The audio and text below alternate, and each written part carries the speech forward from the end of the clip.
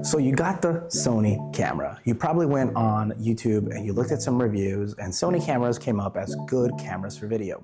And they wouldn't be wrong. But now you have this camera and everyone is telling you that you should film in S-Log. You look up what S-Log is and you find out that it's a flat profile that allows you to get wonderful colors. But what they don't tell you, the learning curve to get into S-Log. It's a amazing picture profile. I think that it's something that you should develop, but what do you do if you're trying to crank out content and you can't quite nail the look and you can't reset everything because it sets you back 10 steps? Well, let me tell you something that I think will save you a lot of time, because it does for me.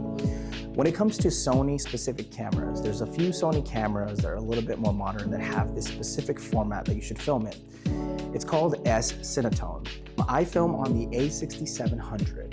The beauty of this is that it allows you to get the quality that you see in your camera straight onto your phone or wherever you need it, and it looks pretty good. I use it all the time to crank out social media content, and I have zero complaints.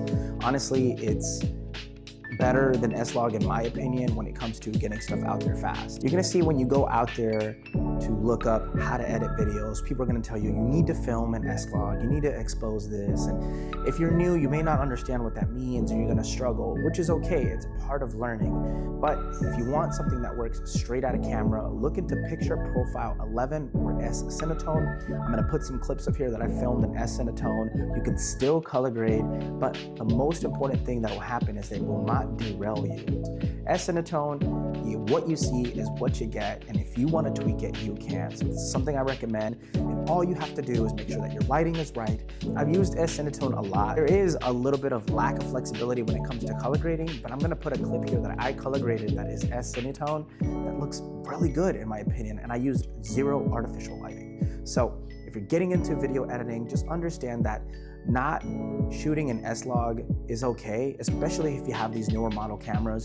You can get away with S-Cinetone, you can get wonderful images, you can continue to do the thing that matters, which is crank out content, put it out there so that people can see you. In the meantime, I definitely recommend that you take some projects and that you work on S-Log editing on the side, but make sure that it doesn't derail you from what really matters, which again is being consistent and putting your art out there.